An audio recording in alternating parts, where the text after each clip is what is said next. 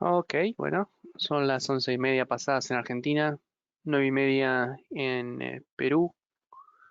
Estamos saliendo en vivo también para Guatemala, Panamá y Honduras. Mi nombre es Leonardo Rossi, soy el Product Manager de espectroscopía molecular y elemental para el distribuidor de Thermo Scientific, autorizado en Argentina, Soluciones Analíticas, en Perú, Analítica del Pacífico, y para nuestro nuevo nombre en Centroamérica, Grupo Analítico Centroamericano, Honduras, Guatemala y Panamá. Así que a los que se unen por primera vez a uno de nuestros webinars, bienvenidos. Vamos a hacer la estructura que seguimos siempre con una pequeña introducción. Vamos a hablar sobre aplicaciones y después vamos a tener una sección de preguntas hacia el final.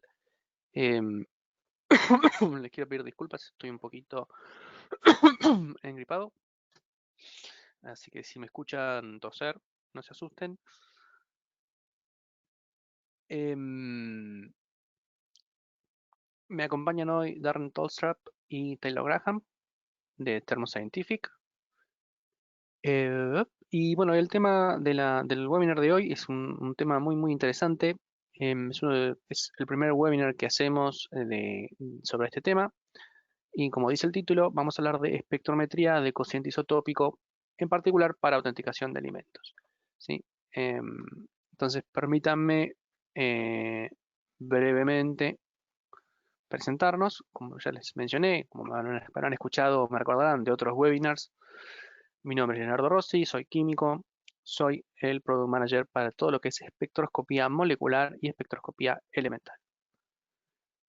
Darren Tolstrap es nuestro Senior Sales Representative para América, para toda América, y Taylor Graham, nuestro Senior Field Application Scientist, es decir, nuestro especialista de ventas y un especialista en aplicaciones que nos van a estar acompañando hoy.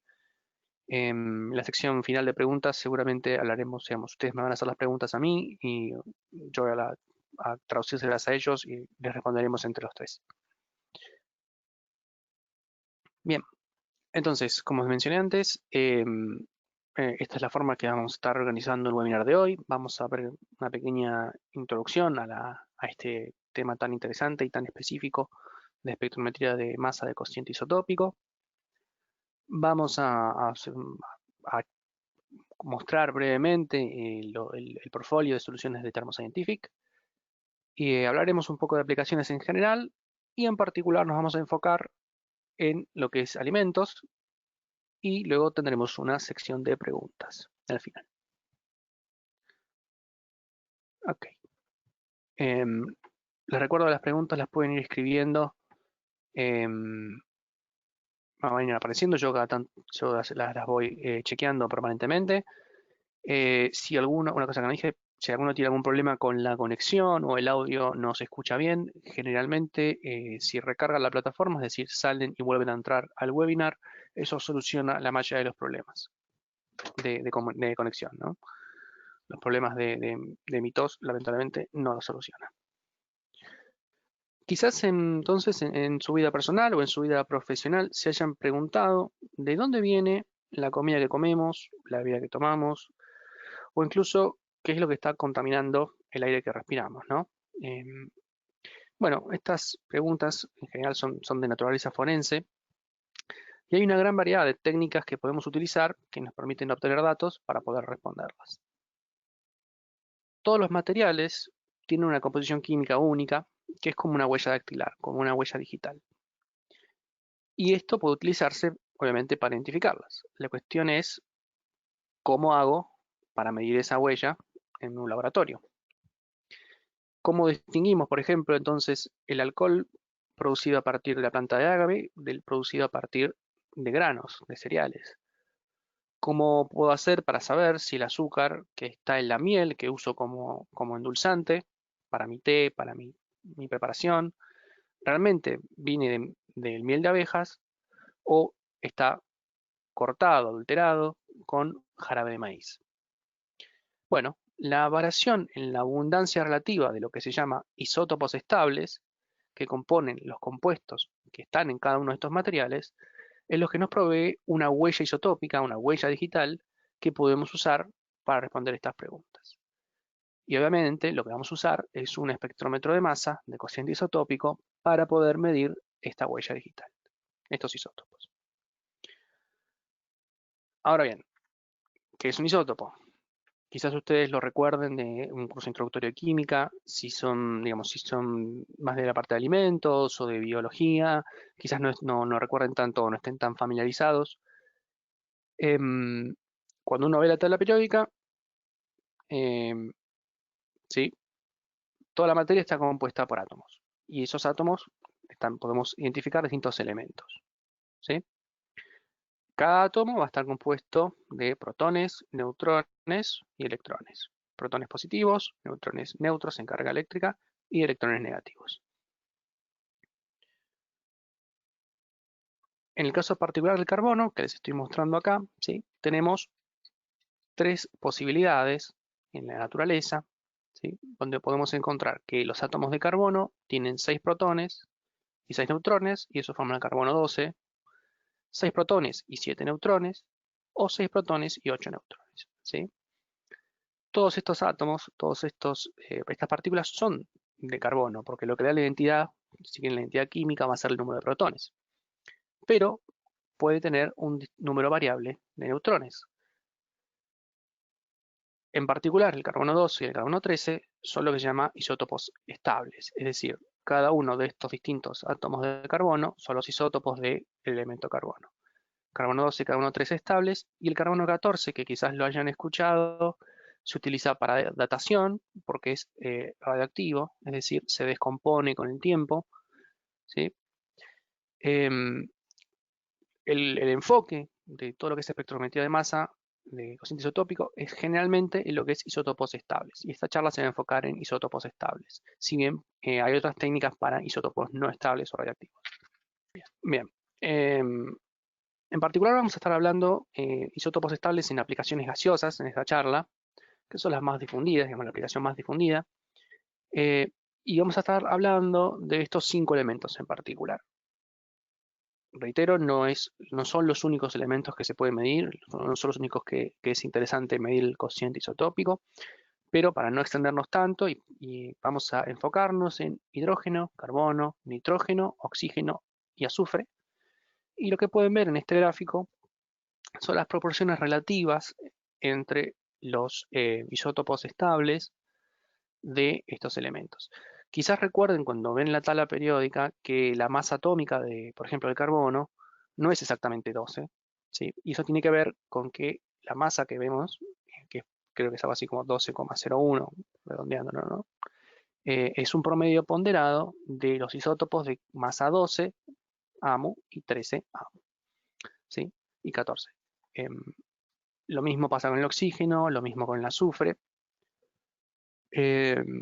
Fíjense que, por ejemplo, en el caso de nitrógeno tenemos 2, pero en el caso de azufre tenemos más isótopos. Tenemos más de 2 isótopos. Ahora bien, ¿cómo hago para medir los isótopos? Ya les dije, bueno, obviamente vamos a necesitar un espectrómetro de masa de cociente isotópico. Bárbaro. Pero ¿cómo es el principio? Es análogo, si quieren, a cómo un prisma separa la luz blanca, ¿sí? En los colores constituyentes. Es decir, yo lo que tengo en este caso es un electroimán, un imán permanente muy, muy grande, donde voy a tener un haz de moléculas, y el imán lo que va a hacer es separar ese haz de moléculas en los, em, los compuestos individuales, ¿sí?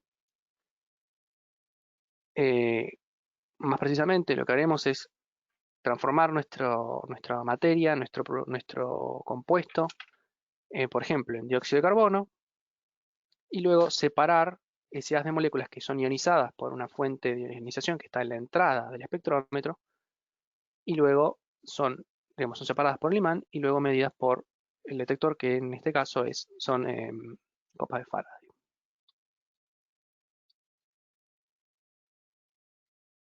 Bien, tengo acá unas preguntas ya.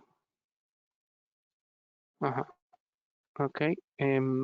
¿Alguien está teniendo problemas con la conexión? Por favor, como les dije antes, reconéctese y eso generalmente soluciona los problemas.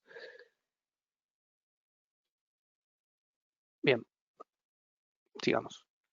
Lo que les muestro acá entonces es uno de los primeros espectrómetros de masa, el CH3, de 1950.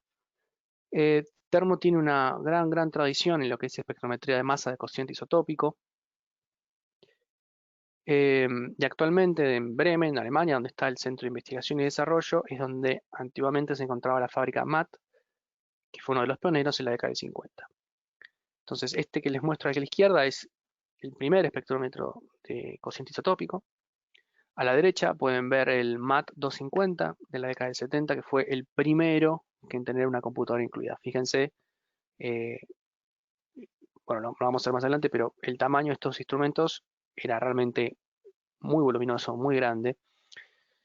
Y obviamente a medida que avanza la tecnología se va reduciendo el tamaño. Entonces, esto que les muestro acá es una parte del portfolio de espectrometría de cociente isotópico, en particular para lo que es isótopos estables.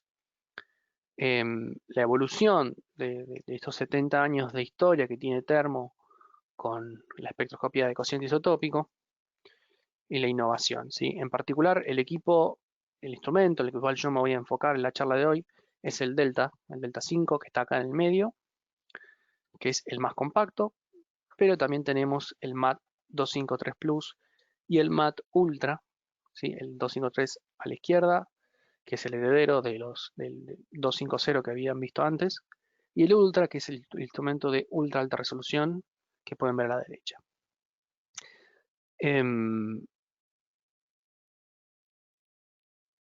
Esto que les muestro acá es el corazón del delta, ¿sí? Como pueden ver la fuente de iones, el imán y el detector. Fíjense que está ubicado en forma vertical en vez de horizontal.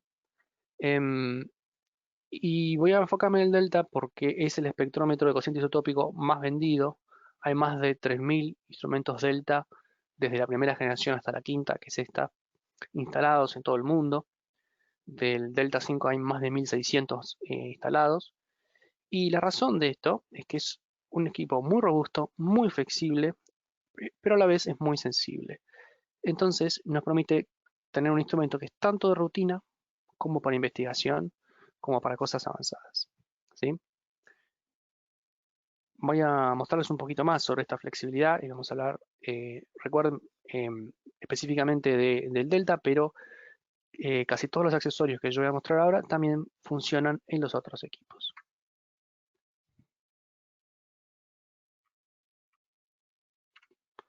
Bien, la filosofía de diseño de estos instrumentos es modular para todo el portfolio, ¿sí? El Delta 5 se puede conectar con cualquiera de estos otros instrumentos para introducción de muestras. Y dado que Termo tiene una amplia gama de otro instrumental, vamos a poder también aprovechar ya, por ejemplo, el cromatógrafo gaseoso o el HPLC Termo que ya tenemos en el laboratorio. Como pueden ver en el diagrama, entonces, abajo a la izquierda tenemos el delta acoplado al analizador elemental, que es lo que llamamos EA Isolink, EA por Elemental Analyzer. Y a la derecha una foto de lo que llamamos G6 Isolink, es decir, un cromatógrafo gaseoso Trace 1300 de Termo, acoplado con una interfaz especial al delta. Estos son ejemplos de lo que se llama sistemas de flujo continuo o continuous flow, como pueden ver en verde, que digamos, es la forma de medir más difundida al día de hoy, es la más sencilla, pero para algunas aplicaciones específicas tenemos un sistema que se llama Dual Inlet, que es la forma más, la forma original, si se quiere, con la que se medía cociente isotópico. Pero para el grueso de las aplicaciones al día de hoy, flujo continuo es digamos, el método más sencillo y más fiable al momento de implementar una medición de cociente isotópico.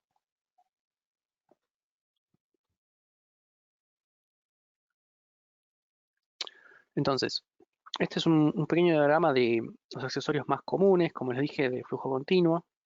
El analizador elemental, que permite medir el bulk de los 5 elementos, ¿sí?, que yo les mencioné antes: carbono, hidrógeno, nitrógeno, oxígeno, azufre. Podemos analizar muestras de frutos, café, agua, vino, jugos, hasta colágeno de huesos, prácticamente cualquier sólido o líquido en bulk, ¿no? Cualquier cosa que pueda entrar en combustión. Y obviamente que sea de origen orgánico, ¿no?, que tenga estos 5 elementos. Podemos acoplar el cromatógrafo gaseoso, como les mencioné, para carbono e hidrógeno, en particular los trace. Tenemos un accesorio de cromatografía líquida, o sea, tenemos un HPLC Dionex Thermodionex que se puede acoplar con el S-ISOLINK para aplicaciones de cromatografía líquida. Tenemos un sistema que se llama GasBench, que permite dilución en línea y análisis de headspace de las muestras, particularmente en vinos. Y también tenemos un accesorio específico para carbonatos. Pero como en esta charla nos vamos a enfocar más que nada en alimentos, vamos a hablar principalmente de los 3 primeros. Como les dije antes, bueno, no lo mencioné antes, pero necesitamos entonces de la introducción de muestra transformar todos nuestro carbono, nuestro nitrógeno, nuestro hidrógeno en gases que podamos después inyectar en el espectrómetro de masa de cociente isotópico, ¿sí? Entonces ahí es donde entra en juego el sistema de ISOLINK, es decir, el sistema que va a transformar la muestra en un gas, si no es ya un gas, y después inyectarlo en el cromatógrafo, perdón, en el espectrómetro de masa. Entonces, estos sistemas de ingreso de muestras se usan para mucho más que autenticación en alimentos, si bien es la aplicación más difundida, la más de rutina, ¿sí?, la que se usa tanto para investigación como para rutina, mejor dicho. Podemos aplicarlo en campos de ciencias forenses, ¿sí? Podemos aplicarlo en control de doping, podemos aplicarlo en algunas investigaciones en lo que es medio ambiente, por ejemplo, como les mencioné antes, en fuentes de polución, porque como dije antes, tenemos huellas digitales, ¿no?, de los materiales. Podemos trabajar en geociencias, en particular es muy interesante para lo que es reconstrucción de paleoclima, es decir, cómo era el clima hace millones de años. Y también en lo que es la industria de oil and gas, es decir, la industria petroquímica o petroleómica. Todas estas son aplicaciones posibles de lo que es espectrometría de masa de cociente isotópico, pero por un tema digamos, de tiempo, vamos a enfocarnos en lo que es fraude alimenticio o autenticación de alimentos y investigación de origen de alimentos, ¿sí? Reitero, porque es lo más difundido. Bien, entonces, empecemos con lo que sería el análisis en bulk, es decir, el análisis macro, si se quiere, de isótopos en una muestra X. Acá lo que les muestro es sencillamente a la derecha el analizador elemental montado sobre el delta, y a la izquierda un diagrama por dentro. Tenemos 2 autosamplers con 2 hornos. La muestra lo que va a hacer es, una vez pesada, caer en ese horno, entrar en combustión, y va a ser rápidamente oxidada mediante oxígeno ultrapuro. Tomemos como ejemplo carbono para simplificar la explicación. Entonces todo el carbono que tenía la muestra va a ser transformada en dióxido de carbono. El agua va a ser, por ejemplo, si no nos interesa medir hidrógeno, vamos a retener el agua en una trampa. Luego ese dióxido de carbono va a pasar por una columna cromatográfica que pueden ver acá a la derecha del instrumento. Esa columna cromatográfica tiene un detector TCD, como cualquier cromatógrafo al final. Entonces nos va a permitir medir también la concentración total de carbono en la muestra. Y luego, mediante una interfaz, va a pasar al espectrómetro de masas. Y ahí vamos a poder medir la composición isotópica, es decir, cuánto carbono 12 y cuánto carbono 13 hay en ese dióxido de carbono que estamos produciendo. El proceso es completamente automatizado desde el ingreso de la muestra. O sea, yo lo único que tengo que hacer es pesar la muestra, colocarla en el autosampler, que es la torreta que está arriba del analizador elemental, y en unos pocos minutos vamos a tener el análisis completo tanto de cantidad de carbono como de isótopos. El costo para analizar cada una de estas muestras realmente es muy bajo, sobre todo porque el equipo es muy rápido de medir y es fácil de usar. La productividad es alta porque, como les mencioné, vamos a estar pocos minutos. Si solamente queremos medir carbono o carbono-nitrógeno, la muestra en pasar por el organizador elemental va a tardar menos de 5 o 6 minutos y luego ingresar al espectrómetro de masa, con lo cual en 10 o 15 minutos tenemos analizado completamente la muestra. Tenemos también, digamos, la necesidad de usar helio como carrier, que sabemos que es costoso, pero para eso tenemos un módulo de manejo inteligente de gas para reducir el consumo. Em, Bueno, y como les mencioné antes, el analizador elemental es muy flexible y se puede acomodar a la necesidad que ustedes tengan. Si solamente les interesa medir carbono y nitrógeno, como suele ser el caso del análisis en miel, se puede trabajar solamente con eso o se puede expandir el equipo y trabajar con carbono, nitrógeno, azufre, oxígeno y agua. Perdón, y hidrógeno.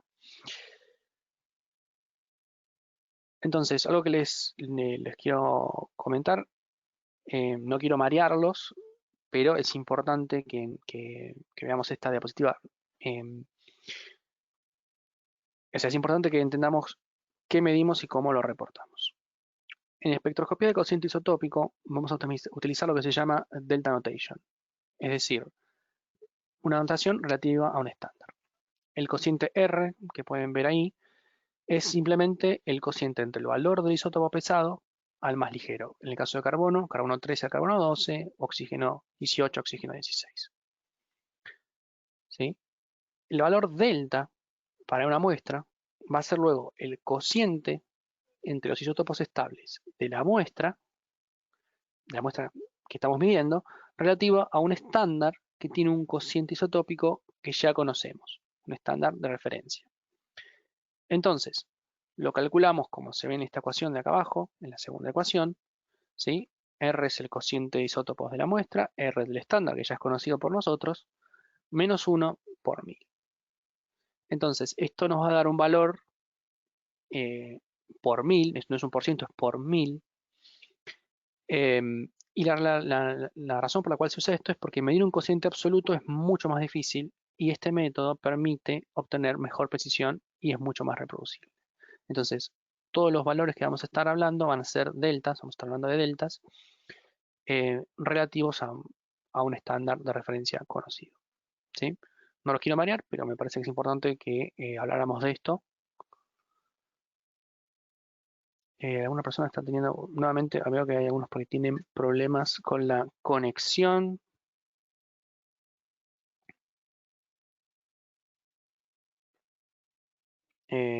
Si tienen, a ver, sí.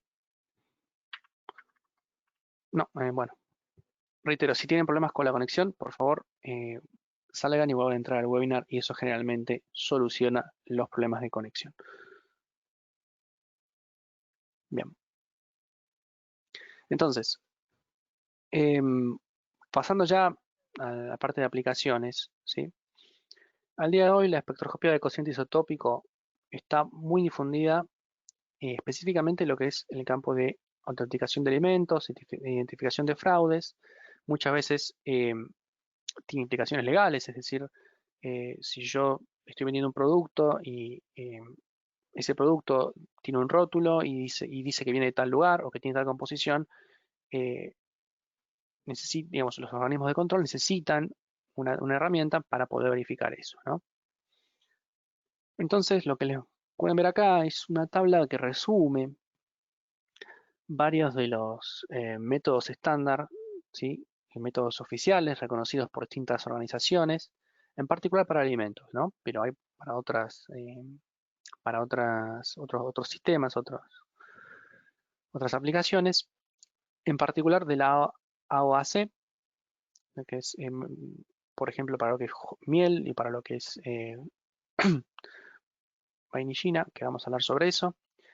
Y uno muy interesante sobre, digamos, del OIB, la Organización Internacional para Vino y Vitivinicultura.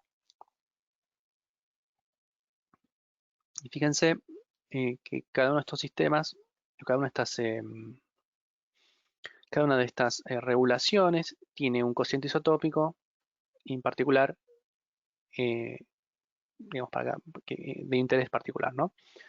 Generalmente, como les decía, puede ser carbono o puede ser oxígeno. En algunos casos, o en muchos casos, lo que se busca es o analizar más de un cociente isotópico, porque obviamente nos agrega más información y nos permite hacer un par de cosas muy interesantes que ahora vamos a hablar.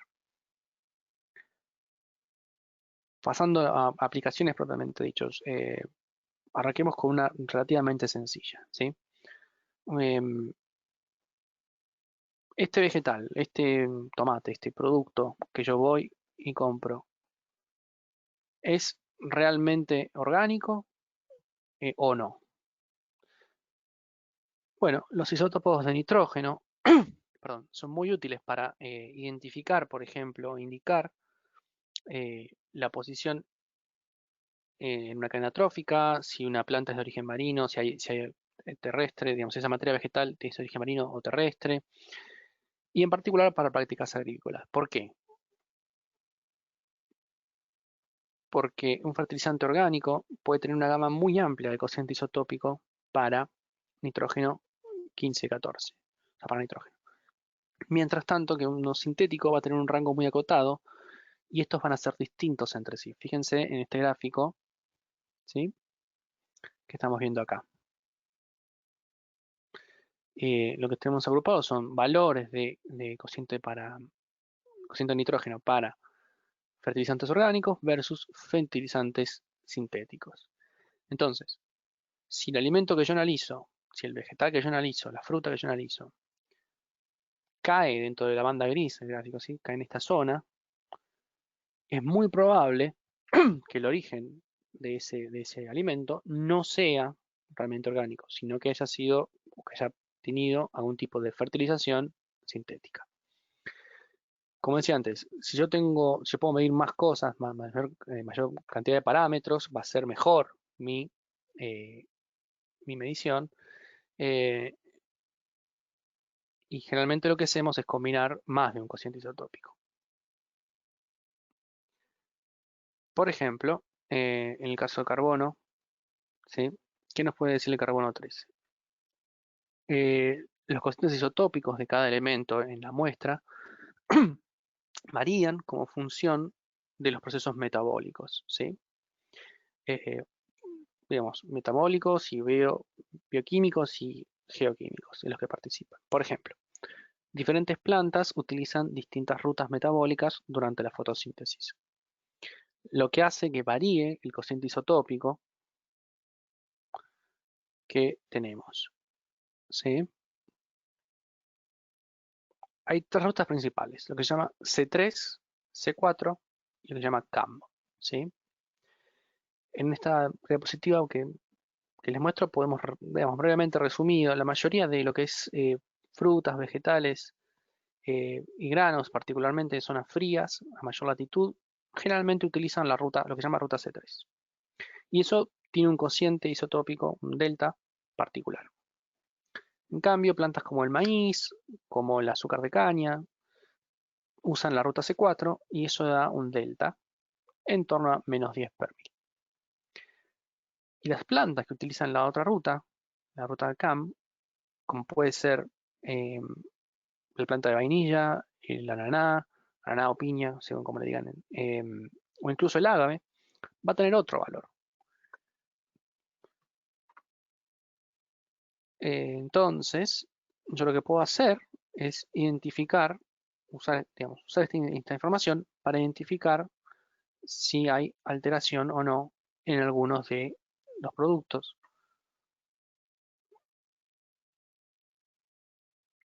Por ejemplo, esto que les muestro acá es, eh, digamos, cómo puedo identificar perdón, el origen de la carne vacuna en base a la alimentación. ¿sí? Fíjense en la zona de la izquierda, ¿sí? Tenemos el delta de nitrógeno y no hay realmente una variación, digamos, es relativamente acotada la variación. Pero cuando correlacionamos con el cociente para carbono, con el delta para carbono, aparecen dos grupos de datos. Las vacas criadas en Brasil y en Estados Unidos tienen en general isótopos más pesados de carbono que las vacas que han sido criadas, por ejemplo, en el Reino Unido. Esto es así porque la dieta de los terneros, o sea, de lo que va comiendo la vaca a medida que crece, en los países americanos contiene una mayor proporción de plantas con una ruta C4 que las que están en Europa. Y esto es un ejemplo particular de un concepto más general, que es que los cocientes isotópicos de cualquier material, sea agua, pasto, plantas o incluso los animales o incluso el pelo humano, el cabello humano, varían sistemáticamente como función del tiempo y el espacio, ¿sí? No solo para los 5 elementos que nos estamos enfocando acá, sino para toda la tabla periódica, pero en particular para estos 5 elementos que vamos a hablar hoy: carbono, nitrógeno, hidrógeno, oxígeno, azufre. Y eso es lo que nos permite, por ejemplo, entonces en este caso identificar si lo que me están vendiendo eh, como carne bovina de tal o cual lugar realmente cumple o realmente el rótulo es el correcto.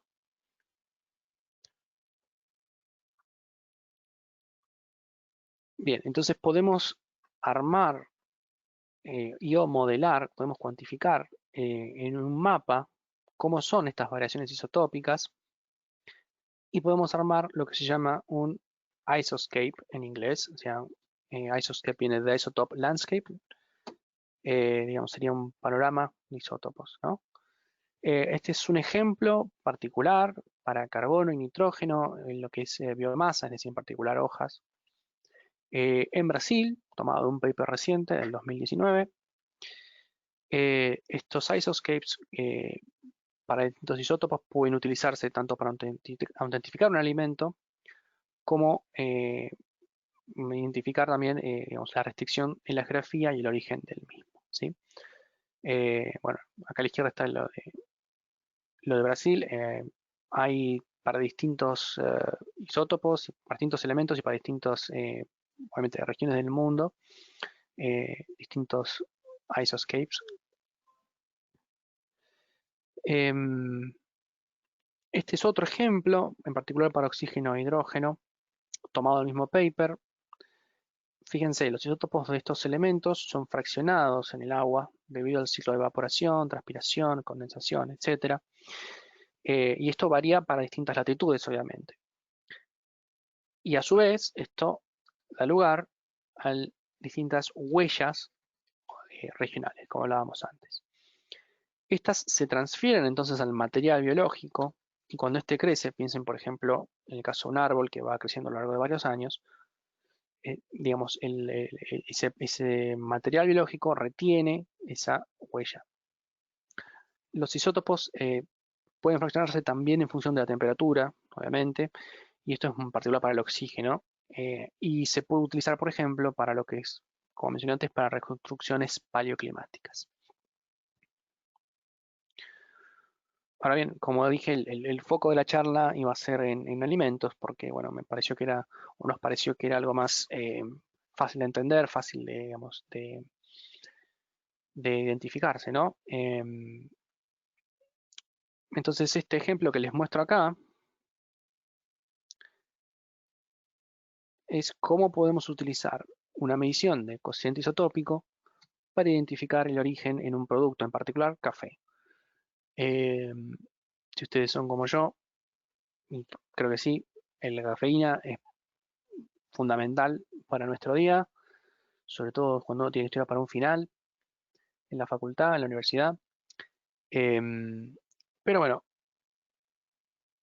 utilizando el analizador elemental, ¿sí?, acoplado al espectrómetro de masa, podemos distinguir entre un café producido en África y uno producido en América, y en particular de uno producido en América Central o del Sur. Fíjense, acá lo que tenemos son distintas, digamos, lo que sean nuestros patrones, ¿sí?, distintos cafés que sabemos que estamos seguros del origen que usamos como patrón, Y fíjense, correlacionando el delta de hidrógeno versus el delta de oxígeno, podemos identificar eh, tres, tres grandes grupos de cafés, ¿sí? Un café que va a venir de América, uno que va a ser africano y uno que va a ser asiático, ¿sí? Entonces, eh, eso nos permite, por ejemplo, identificar si alguien nos está diciendo que este café, por ejemplo, es 100% arábica y 100% de, eh, digamos, Etiopía, pero lo medimos y el cociente isotópico, la correlación nos da que en realidad es un café, por ejemplo, brasilero y, bueno, evidentemente nos están falsificando el producto, ¿no? Y esto en particular, el día de hoy, es notable. El café, digamos, la falsificación de origen de café es una de las falsificaciones más comunes en lo que es alimentos, porque no hay una forma sencilla de medirlo más que con un cociente isotópico.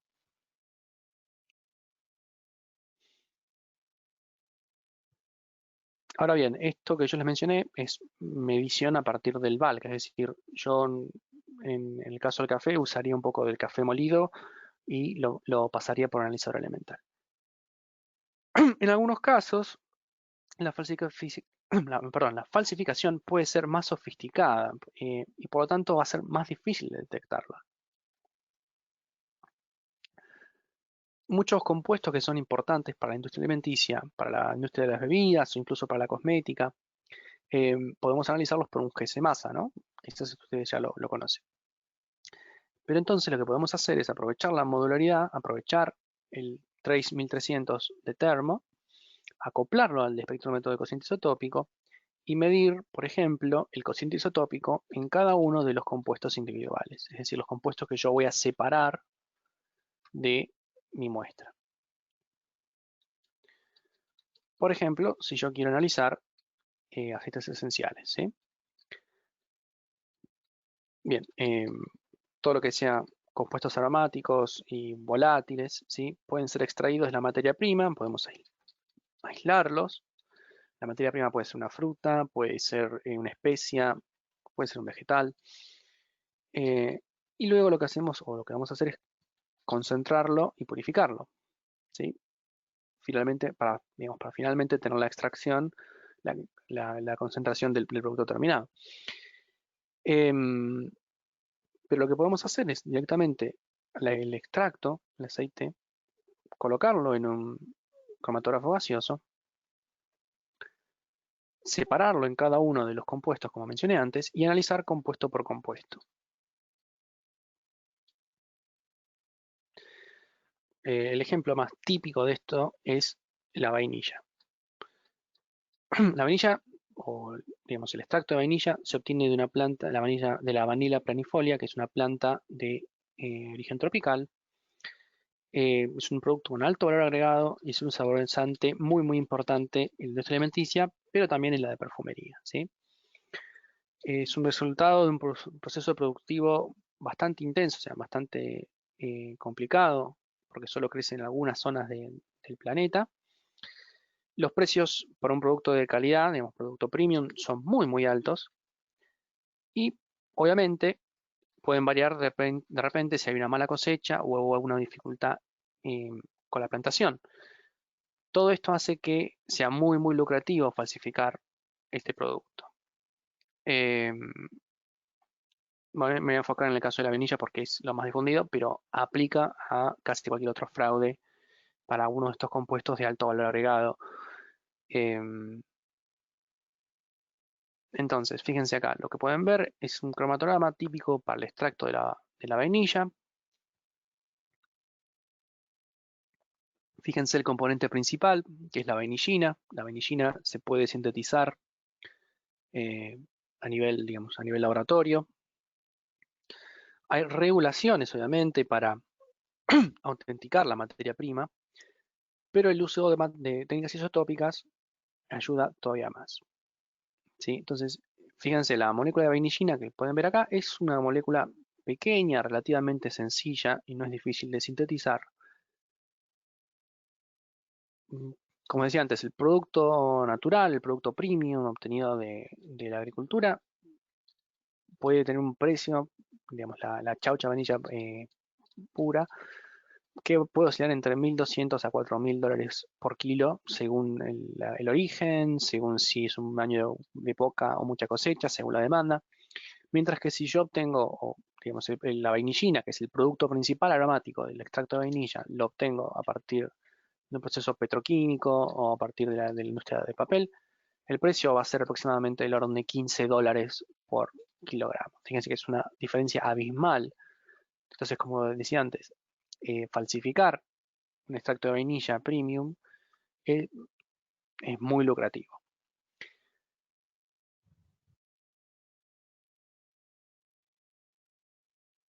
Pero hay una diferencia fundamental. El extracto, mejor dicho, la vainillina de origen natural va a tener un delta de carbono de entre menos 22 a menos 19 per mil aproximadamente. Mientras que la fuente, la vainillina de origen industrial tiene otro rango completamente distinto y que no solapa. Entonces, si yo puedo analizar el cociente isotópico específico de la vainillina, voy a poder determinar, digamos, con mucha certeza si el origen es realmente natural o si está adulterado. Entonces, lo que pueden ver acá es sencillamente el cromatograma, el resultado obtenido con el GC ISOLINK acoplado al espectrómetro delta para autenticar en particular distintas muestras de helado de vainilla, ¿sí?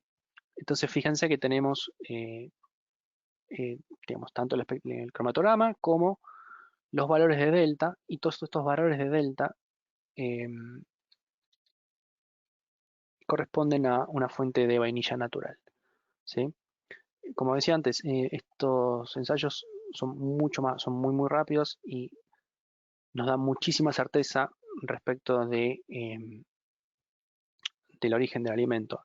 Y son mucho más rápidos que cualquier otra técnica de origen, por ejemplo, de química húmeda o incluso organoléptica, ¿no? Digamos lo que es un análisis organoléptico. Otro ejemplo de GC. Hablemos ahora un poquito del tequila y por qué nos da mucha información el uso de técnicas de isótopos. El ágave azul es una planta que crece nativo, digamos, de la zona de Jalisco, en México, y según tengo entendido por la ley mexicana, es el único componente permitido para la producción de tequila, ¿sí? Entonces, a nivel comercial, hay tequila puro, que es 100% azúcares procedentes del agave tequilana, o puede estar mezclado, pero con hasta un 49% de azúcar de caña. Es decir, se puede cortar, pero no es tequila puro. Y tiene que estar rotulado de esta forma, ¿no? Obviamente, nuevamente, puede ser muy lucrativo hacer o vender un producto que está mezclado con azúcar de una fuente más barata, como es el azúcar de caña, y analizando los cocientes isotópicos, el delta isotópico de carbono y de oxígeno, nuevamente lo que podemos hacer, obviamente teniendo una buena referencia, teniendo un buen patrón, es distinguir distintos grupos para un tequila. Fíjense, arriba a la derecha, exclusivamente 100% de agave, con un tequila que está hecho o está cortado, mezclado con jarabe con azúcar de caña, perdón. Fíjense abajo, en este triángulo de acá abajo, están las muestras que son pura caña de azúcar, arriba a la derecha del tequila y luego mezclas, ¿sí? Entonces, si yo tengo un tequila que el rótulo dice 100% tequila, 100% puro, debería caer dentro de este grupo, arriba a la derecha, y no en cualquiera de los otros grupos. Bien, tenemos alguna pregunta más ya.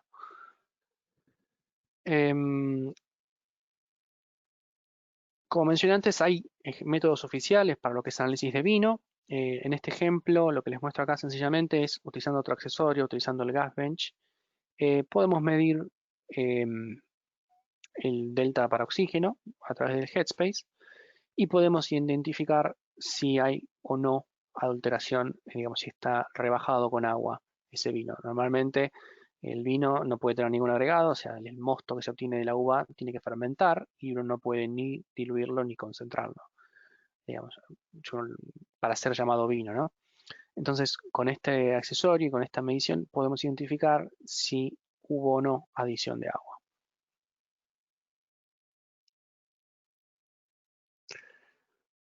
Bien, y acá lo que les muestro es el accesorio de cromatografía líquida, nuestro cromatógrafo Dionex acoplado al Delta, ¿sí? Con ¿cómo se llama? Un LC Isolink, es decir, en particular va a ser útil para compuestos no volátiles. Obviamente, si nuestro compuesto es volátil, eh, probablemente tenga más sentido analizarlo con un GC. Pero ¿qué pasa cuando tenemos, por ejemplo, carbohidratos o nucleótidos o alguna molécula un poco más grande que ya no es tan volátil? Como dije, entonces una aplicación particular es en carbohidratos. Hay un método oficial para lo que es análisis de miel. Y esto tiene que ver con que uno puede analizar el bulk de la miel como con un estado elemental, obtener una medida del todo de la miel, pero a lo largo de los años digamos, los falsificadores se han vuelto más astutos. El límite de detección es más o menos un 7% de adulteración, que es lo que uno puede detectar con un analizador elemental, con método bulk, y muchas veces hay que complementarlo con un método un poquito más sensible, y en este caso es donde entra el juego el Isolink.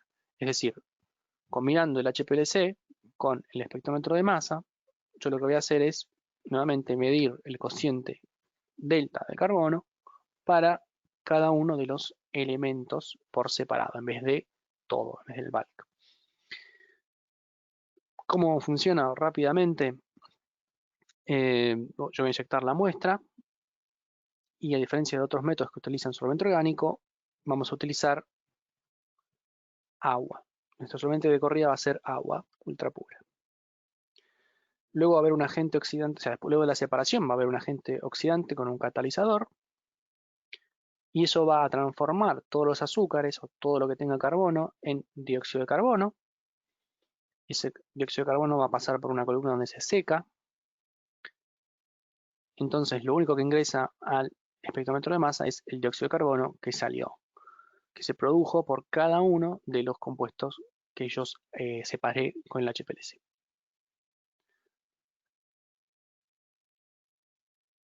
Entonces, como decía antes, la miel de abejas, digamos, natural, sin falsificar, es un compuesto, está compuesta principalmente por glucosa y fructosa, generalmente en porcentajes iguales, digamos, en una relación 1 a 1. Algún porcentaje de sacarosa, algunos otros disacáridos de glucosa y fructosa, y obviamente una pequeña proporción de proteínas, ¿sí? Es posible entonces adulterar la miel con fuentes alternativas de endulzantes, como puede ser jarabe de maíz de alta fructosa, que es principalmente C4. Bajos niveles de adulteración y o adición de endulzantes de origen C3 son muy difíciles de detectar con el método bulk o a granel que les mencionaba antes. Entonces acá es donde entra en juego poder separar cada uno de estos compuestos. ¿Sí? Esto es nuevamente lo que les muestro acá, es un ejemplo de un cromatograma. ¿Sí? Van a ver que, como dije antes, hay algunos disacáridos, algunos trisacáridos, y en particular, el primer indicio es que la relación entre glucosa y fructosa debería ser, digamos, el área de cada uno de estos picos, debería ser aproximadamente 1 a 1.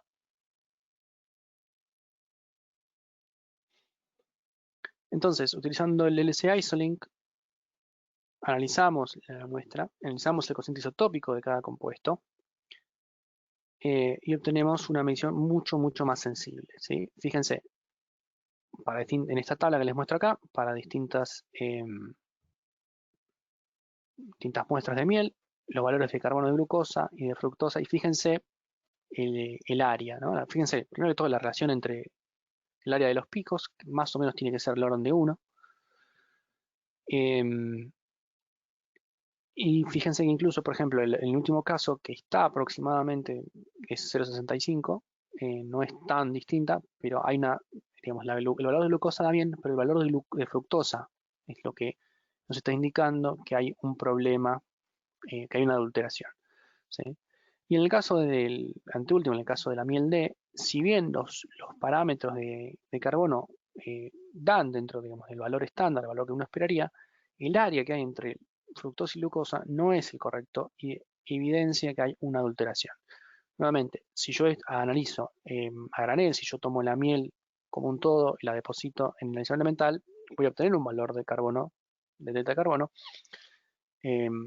pero va a ser del todo y a lo mejor eso no nos está indicando una falsificación un poco más sutil. Comentario aparte, si a ustedes les interesa esto, hay un documental muy interesante en Netflix justamente sobre lo que es fraude en alimentos y en particular hay un capítulo dedicado a la miel. Esta serie se llama Rotten, es una serie de documentales cortita que pueden ver en Netflix. Y bueno, en particular el tema de la miel es muy grande, digamos, muy lucrativo y muy grande el nivel de falsificación que hay a nivel global. Bien. Bueno, eso era todo en cuanto a aplicaciones. Esto que les dejo acá es la página de Termo, donde tenemos más información. Pueden seguirnos de esta página, tanto en LinkedIn como en redes sociales, continuamente, tanto Termo como nosotros. Subimos material continuamente. Reitero, bueno, no lo dije antes en realidad. Este es el primer seminario que estamos haciendo de espectrometría de masa de cociente isotópico. Espero que les haya gustado, espero que les haya interesado. Háganme comentarios, mándennos mails. Vamos a hacer otros seminarios más sobre otras aplicaciones. Yo en particular, como les dije, me enfoqué o nos enfocamos en estos 5 elementos: carbono, hidrógeno, nitrógeno, oxígeno, azufre, pero prácticamente toda la tabla periódica se puede medir los isótopos y nos pueden dar información muy interesante. Son casi las 12:30. Bien, ahora sí podemos arrancar con la tanda de preguntas. So Taylor, we're gonna start with the questions. I'm gonna check. Bueno, ok, no tenemos muchas preguntas.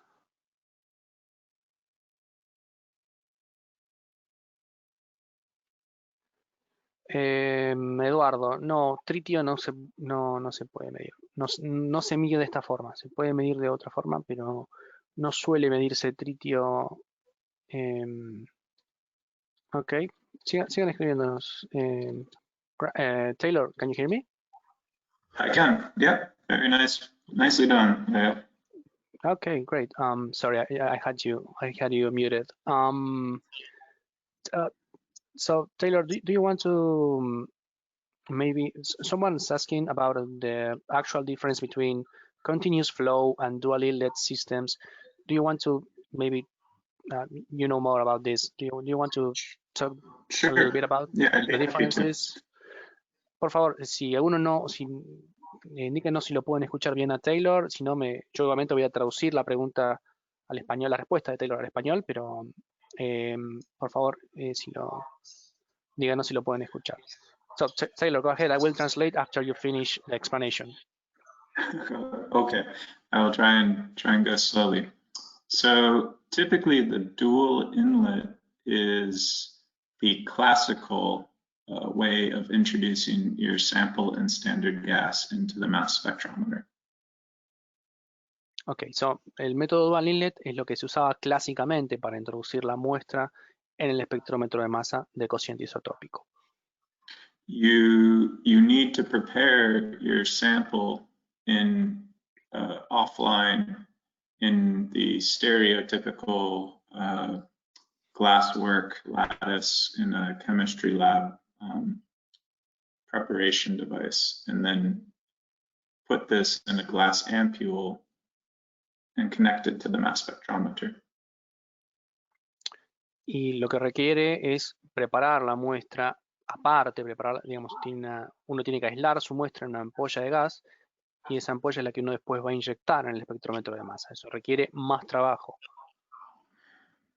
Whereas the continuous flow devices, the EAs, the GCs, LCs, and gas bench use a continuous stream of helium to push the sample through the preparation device and ultimately into the mass spectrometer. Por otra parte, lo que es flujo continuo, que son los periféricos que yo estuve hablando hoy, el GC, el anisor elemental, lo que hacen es simplemente utilizar un flujo continuo justamente de helio que arrastra la muestra hacia el espectrómetro de masa. Is And that you basically, sufficient? well, maybe you could talk about a little bit about the sensitivity and between the two systems. Yeah, so the dual inlet typically is more sensitive because you're putting in pure gas, whereas the continuous flow, you're having to push your sample through with the helium, so it's less sensitive, so to speak. But these applications, it's a little different than, say, like an ICP mass spec where you're talking about absolute sensitivity. We always compare to a standard, and it's the difference between your sample and this standard. Right.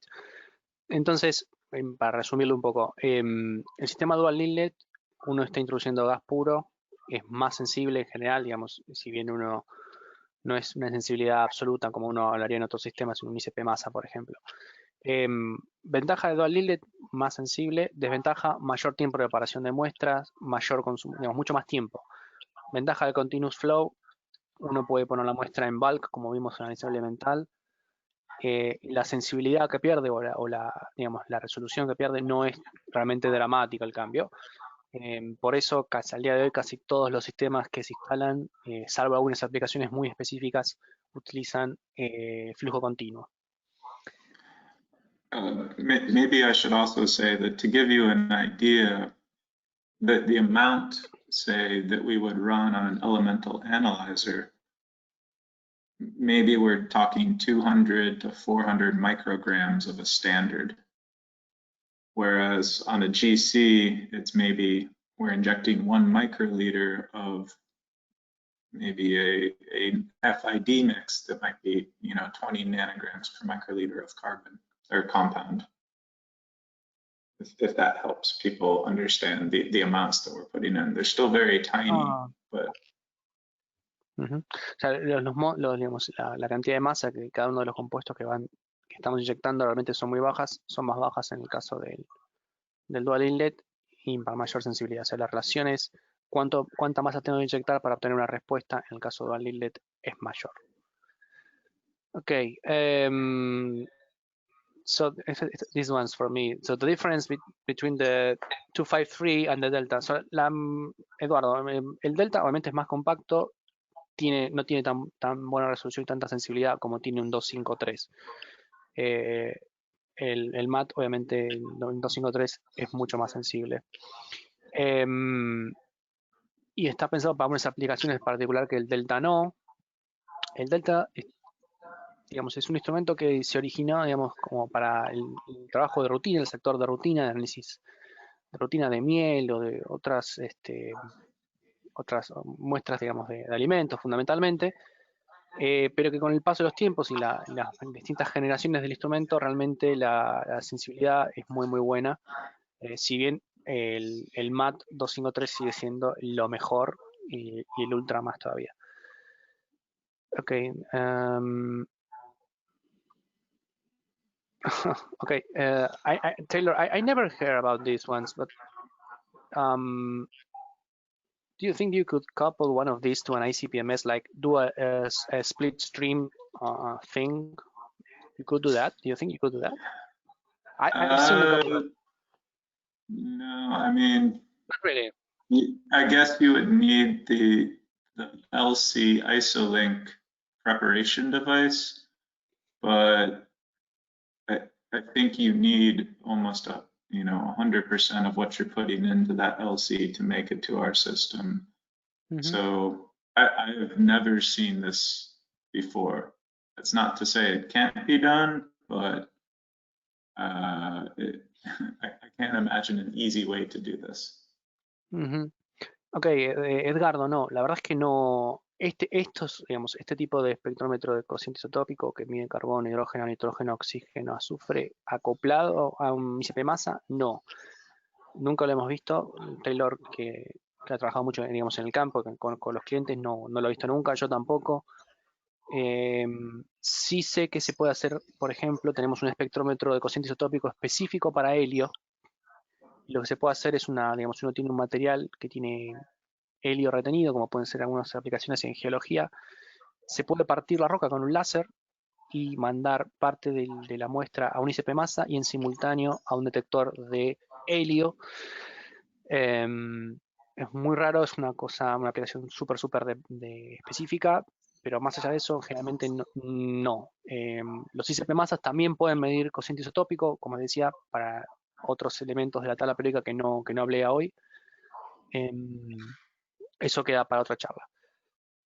So Taylor, just for you, so you know, I was talking about the split stream with the helix. That's something I've seen, but yeah. So maybe with the Neptune and the Element, yeah. Right? Maybe with a laser, and maybe with yes.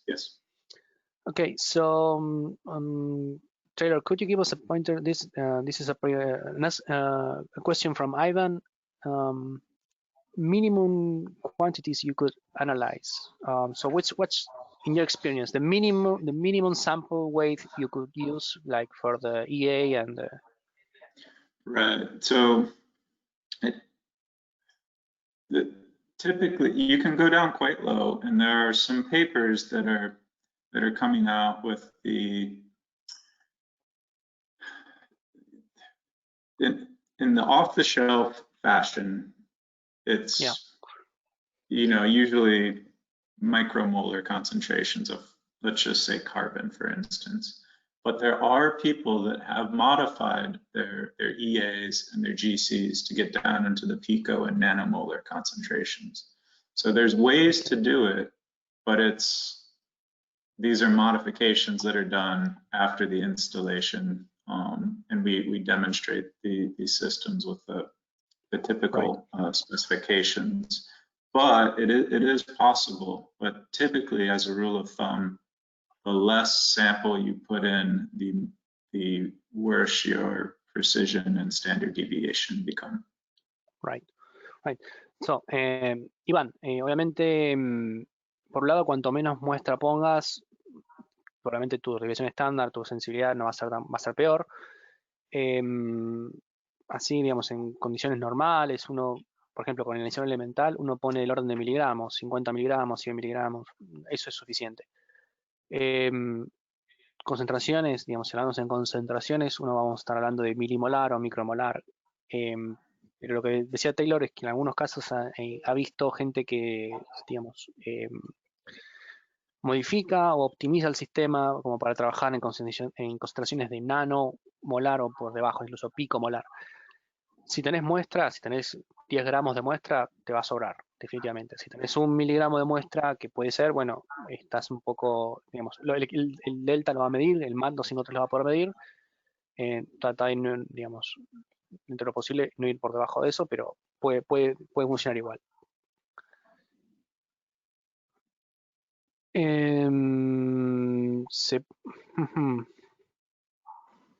So Taylor, have you seen any applications where you use the isotope ratio as a tracer for soil degradation, or maybe in a sewage or something like that? Yes, absolutely. So you can do I mean, if it's, say, it's pollution and sewage, that would be one particular application. We would be looking probably at the water. So it could be done on the gas bench or on the EAs. Or if you're looking at soil, that would most likely be done on the EA. But absolutely, you can do source tracking of pollution with this machine. Great. Okay. Sí, Eduardo, sí, se puede analizar sobre todo lo que es el oxígeno en el agua para utilizarlo como trazador en lo que es efluentes o carbono en lo que sería suelos. Sí, se puede hacer. Hay aplicaciones de medio ambiente. Taylor, what would you say is the daily helium consumption for an EA coupled to the delta or to a mat? What would you estimate is the normal? Yes. So with our new EA ISOLink that has the reduced helium consumption, it depends on how long you have the EA in operation, because typically the flows are around 100 mils per minute in operate, and then maybe 20 mils per minute in standby. So you can estimate maybe 50 to 100 pounds of helium per day if you are running the EA, all day long. And typically your helium tanks come with around 3,000 pounds. So roughly one helium tank per month of continuous running. Okay, running every day, 8 hours, let's say. Yes, yes. Ok, Mauricio, más o menos, si escuchaste la respuesta, consumo de helio usándolo, digamos, 8 horas por día, todos los días. Un tubo de helio te va a durar aproximadamente un mes. Si le prendes el equipo todos los días y usas 8 horas. El consumo es más o menos 100 mililitros por minuto cuando está midiendo, digamos, en modo activo, y unos 20 mililitros por minuto en modo stand-by. Obviamente va a variar un poco si lo prendes todos los días o si lo prendes unas por semana, pero un tubo de helio común te va a durar aproximadamente un mes si usas todos los días 8 horas, más o menos. And I should also say that the gas bench and the GC and the LC consume much less helium. So maybe if you had one of those peripherals, maybe one tank per 3 months. Ok, y algunos periféricos como el gas bench consumen menos helio, que te puede llegar a durar, prendiéndolo todos los días, 3 meses más o menos. And this is an important question because, like I mentioned when we were putting together this presentation, gas providers in Latin America are a bit junky, iffy. Yeah, sure. Claro. So maybe we should also say that the reference gases that you need to run, so the CO2, the nitrogen, roughly you would consume the reference gases about one, of the same size, the 3,000 pounds of helium, that same size cylinder. If you had the equivalent size of CO2 or nitrogen, maybe one per year. So the reference gases are consumed much more slowly. Right. Bien, una cosa importante que yo no mencioné, obviamente hay gases de referencia. Si recuerdan, yo cuando hablé del delta, notación delta, hablé de una referencia. En ese caso se usa gas puro, por ejemplo, dióxido de carbono puro, como referencia con un cociente isotópico conocido. Los gases de referencia se consumen mucho menos, digamos, el consumo es mucho menor y deberían durarles aproximadamente un año, en las mismas condiciones que hablamos recién. Okay, this one is for me. Mayra, voy a volver para atrás, te voy a mostrar entonces brevemente el tema que hablamos del café. Ahí en ese caso uno lo que tiene que hacer es tener una referencia certera, digamos, de un patrón, ¿no? de su café, digamos, o de distintos tipos de café. En particular acá lo que se hizo en esta nota de aplicación, todo lo que mostramos hoy son notas de aplicación de Termo, están disponibles en la web o me lo pueden pedir a mí. En el caso del café lo que se hizo es analizar distintos cafés que se sabía la procedencia y verificar que hubiese diferencias relacionando el delta de oxígeno Y ahí es donde se armó este chart, este gráfico, ¿sí?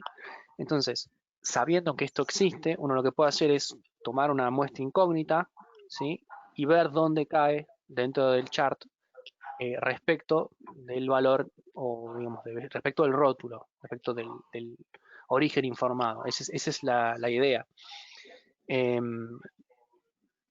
Y así es como funciona en particular para identificar si el café está adulterado o no, o si es falso o no. ¿Sí? Okay, this one's for you, Taylor. Could you give an example about anthropogenic contamination, for example, in water, in coastal waters, that you could analyze with this? Sure. So what I would envision if you were looking at contamination in coastal waters, well, it would be seawater, so most likely this would be a gas bench application, and you would be doing water equilibrations. But you would be hopefully taking one sample site and monitoring it day by day, and then you would have a baseline for that site. And then if you saw a large fluctuation, you could then potentially know that the waters have changed and that the water is potentially contaminated. Now, it would be very helpful to also, if you are looking to trace it to one particular source, maybe you could go further inland to that potential contamination site and get a value from that site, and then you can do mixing calculations to see maybe the percent contribution of that source to your sample site. Does that make sense? Yeah. But you would analyze the hydrogen and oxygen mainly. Correct. Yeah. Okay. So, Jesús Manuel, ¿se puede hacer algún análisis de ese estilo? Lo que habría que hacer es analizar, digamos, tener una línea de base, por ejemplo, de ese curso de agua que vos decís, antes y después, o digamos, o en una zona que no esté contaminada respecto de una zona donde sospechas que hay una contaminación, y medir los isótopos de hidrógeno y oxígeno, e incluso lo que se puede hacer es tratar de rastrear eso hasta alguna fuente, digamos, alguna efluente que está cambiando ese cociente isotópico. Se puede hacer, sí. Ok. A ver, diapositiva 39. Ya no me acuerdo cuál es la de tequila. No, la de miel.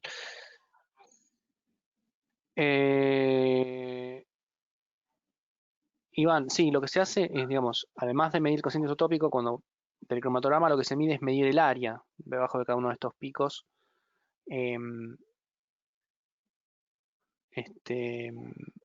Para identificar digamos, no cuantificar en forma absoluta, sino en forma relativa, porque como mencioné antes, la relación entre el área de fructosa y glucosa tiene que ser del orden de 1, o sea, tienen que ser las concentraciones relativas de fructosa y glucosa tienen que ser similares, no idénticas, pero similares.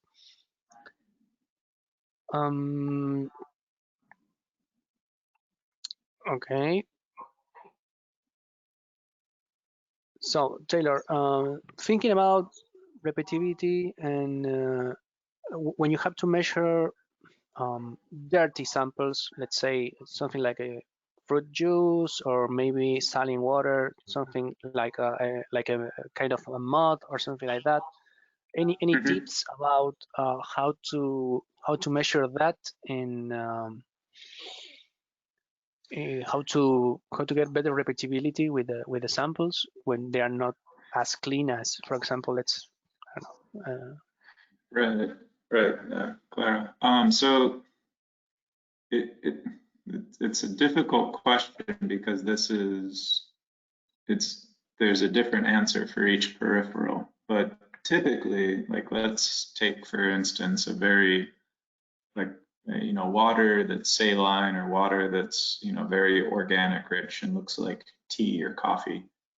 If you were to run the oxygen and hydrogen on our gas bench, we're just doing headspace equilibration. So we add a catalyst and we flush it with our gas and then leave it for 40 minutes for hydrogen or 18 hours for oxygen and come back and measure that headspace.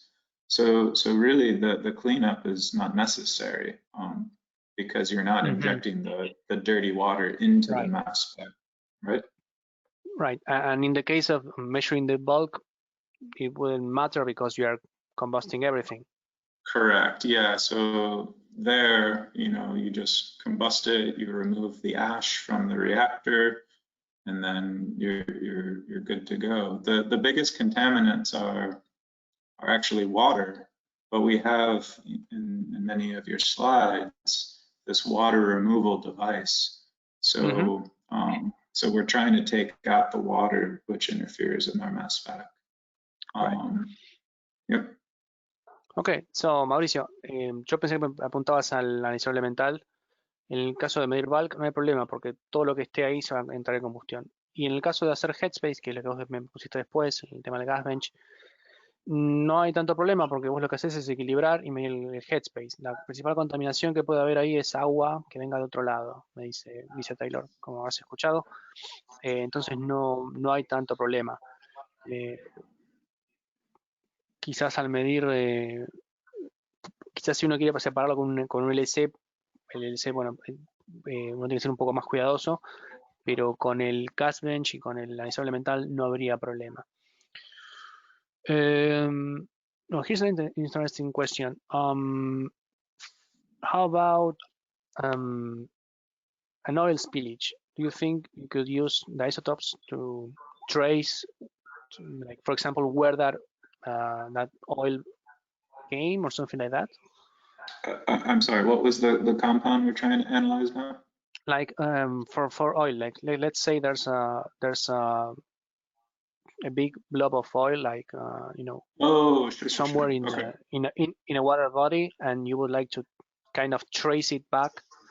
Like, did it came from a industry? Was it someone that maybe was it a boat that had a spillage or something? Sure. Okay. So the isotopes are a useful tool. So you could analyze it, and it would give you some isotopic composition. But unless you knew that source of the original oil, let's say it came from a boat, right? You would need to know the origin, and then you would then be able to link it back to that, right? So they're a useful tool, but they're not the magic bullet for everything. They right? Okay. Does that help, right? Yeah. I mean, so traduciendo, digamos, pidiendo el ausente isótopo, si hay algo como una mancha de aceite, de nafta, de algo un hidrocarburo que no se sabe qué es, obviamente es una herramienta, pero no soluciona todos los problemas, no es lo como decía Taylor, el magic bullet, no es que con solo medir los isótopos uno automáticamente va a poder medir y saber todo, en ese caso, pero sin duda ayuda. Okay. Marta, last question.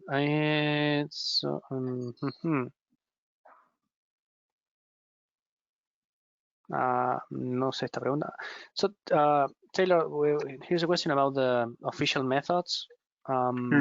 So, Marta, actually, I think Marta works at CONEA. I think they have access to the maths and 1 delta at least. And so she was wondering about why the analysis for deuterium, hydrogen and deuterium and in food, I mean, the official method, one of the official methods is NMR, oh, sure. So let's see. Oh, that's from maple syrup, right? Okay. There's one in. So maybe maybe you want to comment something. I know you can use NMR for some of these, obviously because you can measure both hydrogen and deuterium, but it's not as sensitive as using an isotope ratio mass spec. Right. So I think you could certainly measure maple syrup, right, on our, and you could probably, you know, dilute it too, right, to see if it was adulterated. But I don't know why that is the recognized method. I don't know how these methods are chosen, but it's not to say that you can't run it on our system, right? Right. For some reason, it just not recognized it as. I could certainly ask the factory if or see if there are papers that use our IRMS machine for maple syrup authentication. Well, it's probably like any sugar. Right. Correct. Yeah. So I think you could use the LC just like you could with the honey, right? So, yeah, I know. Marta, en particular, hay métodos que usan RMN, porque bueno, obviamente RMN uno puede medir hidrógeno, digamos, señales de hidrógeno y deuterio. Lo que pasa que uno generalmente lo que hace en esos casos es medir, digamos, no tiene un espectro complejo, porque todo lo que tenga hidrógeno y deuterio o deuterio va a mostrar una señal. Sé que se puede hacer como una técnica de screening, yo lo he visto para miel como screening, en el sentido de si da mal, automáticamente, digamos, si la falsificación, si la adulteración es muy, muy grosera, lo vas a ver rápidamente en un RMN. Si no lo es, igual tenés que hacer la técnica más sensible, que es la isótopos, porque es la que te da el valor exacto, el más exacto y el más preciso. ¿Se entiende? Es un poco lo que pasa a veces con miel también. Pero bueno, estos son técnicas de isótopos aceptadas. Fíjate que si bien no es lo mismo, tanto como lo que es miel como lo que es jarabe de maple, jarabe de arce, son muestras relativamente parecidas, con alto contenido de azúcares en su composición.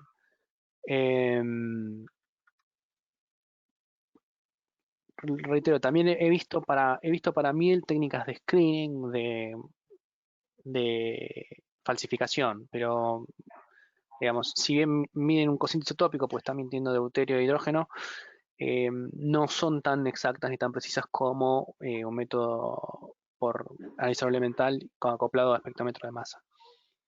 Ok, bueno, esa fue la última pregunta, creo. Marta, no sé si querés escribirme alguna cosita más.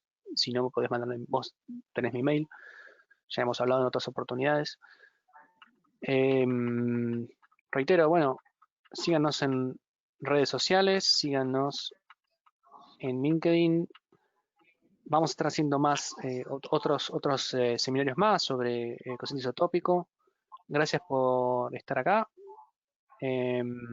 Así que bueno, este es mi mail, pueden escribirme, pueden hacernos cualquier consulta que quieran.